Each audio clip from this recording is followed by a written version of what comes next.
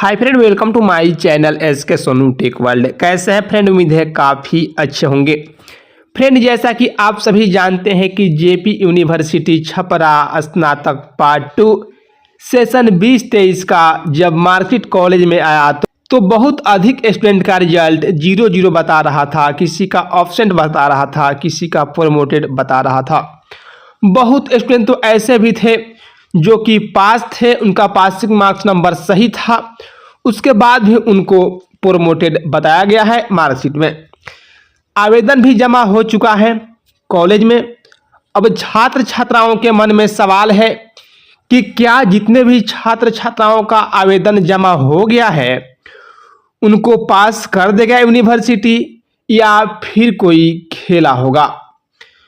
तो चलिए इस वीडियो के माध्यम से हम आपको विस्तार में बताने वाले हैं, तो आप सभी इस चैनल को सब्सक्राइब करके घंटी को जरूर दबा दें, क्योंकि आप सभी के मन में जो भी सवाल होता है या यूनिवर्सिटी से जो भी अपडेट निकल करके सामने आती है, मैं कोशिश करता हूं कि विस्तृत तरीके से आप सभी को बता दूं और समझा दूं। तो सब्सक्राइब तो बनता ही है। चलिए आते हैं अपने मेन पॉइंट पर। फ्रेंड, जैसा कि आप लोगों को मालूम है कि जेपी यूनिवर्सिटी स्नातक पार्ट 2 सेशन 2023 का जो रिजल्ट है दिसंबर महीने में ही जारी कर दिया गया। आनन फानन में जारी किया गया। शिक्षा विभाग का दबाव था कि जल्द से जल्द सेशन को क्लियर करना है। उस समय काम करती थी एजेंसी UMIS, और आप सभी को जानकारी होना चाहिए कि जितना भी आपका रिजल्ट तैयार करना था सभी काम UMIS एजेंसी का था। उसी के बीच में आप सभी को मालूम है कि जेपी यूनिवर्सिटी और UMIS के बीच विवाद हो गया लेन देन को लेकर के, पैसा का। और आप सभी को मालूम होना चाहिए कि बहुत स्टूडेंट का परीक्षा फॉर्म उस समय भी भरा जा रहा था। उसी के बीच में जो UMIS एजेंसी थी उन्होंने अपना काम छोड़ दिया तथा जेपी यूनिवर्सिटी से वह अलग हो गया। जो आपका रिजल्ट तैयार हुआ वह हड़बड़ में गड़बड़ करके तैयार हुआ। शिक्षा विभाग का दबाव था, आपका मार्कशीट अपडेट नहीं हो पाया था।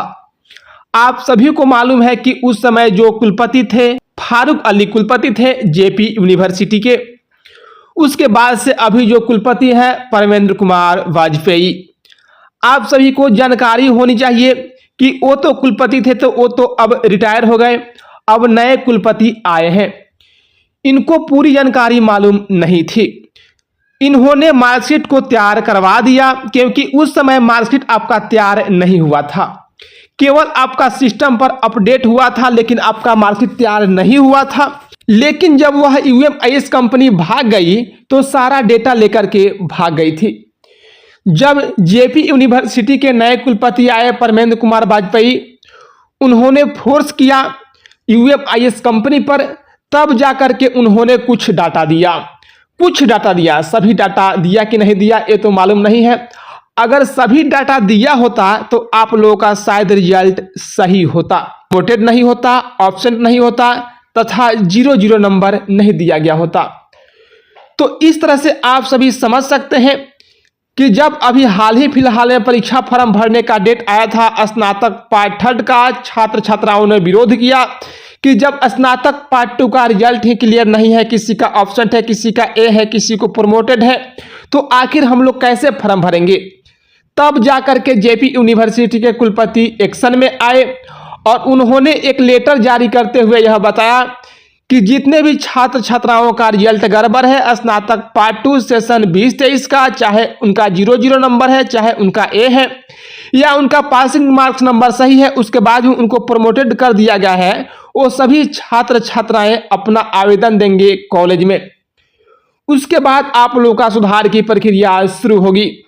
छात्र छात्राओं के मन में सवाल है कि आखिर उन लोगों का आवेदन जमा हो गया है तो सुधार होगा कि नहीं होगा, क्योंकि छात्र छात्राएं भी जान चुके हैं कि जब UMIS कंपनी पूरा डाटा दिया ही नहीं है तो आखिर यूनिवर्सिटी डाटा अपडेट करेगा तो कैसे करेगा। तो फ्रेंड, यहाँ पर आप सभी को बता दूं कि आप सभी के लिए एक गोल्डन चांस कह सकते हैं। जितने भी छात्र छात्राओं का 0-0 नंबर है या ऑब्सेंट है या प्रमोटेड है, जिनका पासिंग मार्क्स नंबर सही है, इसलिए गोल्डन चांस कह सकते हैं, क्योंकि मान लीजिए कि यूनिवर्सिटी के पास डेटा तो है नहीं कि किनका कितना नंबर आया था। तो यहाँ पर क्या होगा कि हर स्टूडेंट को जनरल मार्किंग करके पास करना होगा यूनिवर्सिटी को, क्योंकि यूनिवर्सिटी के पास डेटा तो है नहीं, एजेंसी भाग चुका है और छात्र छात्राओं का इधर से दबाव है। क्योंकि यहाँ पर आप सभी समझ सकते हैं कि जो छात्र प्रेजेंट हुए हैं वो मान लीजिए कि मेमो निकाल करके लाए होंगे, एप्लीकेशन में लगाए होंगे, तो यहाँ पर छात्र छात्राओं के पास प्रूफ हो गया कि हमने प्रेजेंट था, उसके बाद भी मुझे अब्सेंट किया गया। तो हो सकता है कि जिन छात्र छात्राओं का 0 नंबर दिया गया है वो भी छात्र छात्राएं अच्छे से लिखे होंगे, उनके बाद भी उनको 0 नंबर दिया गया है, या बहुत मार्कशीट पर ऐसा भी हुआ है कि पासिंग मार्क्स नंबर सही है उसके बाद ही प्रमोटेड किया गया है, तो छात्र छात्राओं ने तो प्रूफ दे दिया। तो यहाँ पर उन छात्र छात्राओं के लिए भी अच्छा मौका है जो एग्जाम में नहीं लिखे थे और उनका 0 नंबर दिया गया है। उम्मीद है कि वो भी छात्र छात्राएं इसके साथ ही पास हो जाएंगे। तो आप लोगों को बिल्कुल भी घबराने की जरूरत नहीं है। जितने लोग आवेदन दिए हैं उम्मीद है कि 95% छात्र छात्राएं पास हो ही जाएंगे।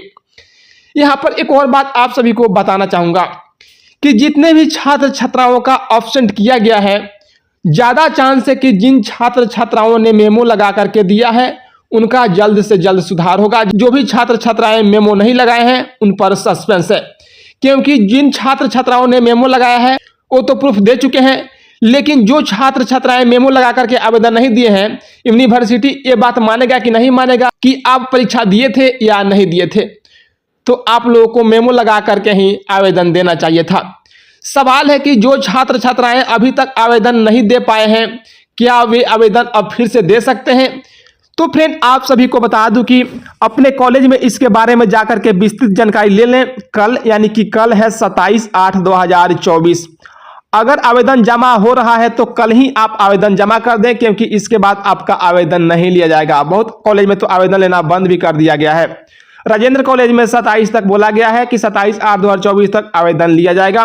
तो जिन भी छात्र छात्राओं का ऐसा है यानी कि 0 नंबर दिया गया है, ऑब्सेंट है या प्रमोटेड है, वो छात्र छात्राएं 27/8/2024 को अपने अपने कॉलेज में कांटेक्ट करके इसके बारे में विस्तृत जानकारी ले सकते हैं। चलिए फ्रेंड फिर मिलते हैं एक नई अपडेट के साथ, तब तक के लिए जय हिंद।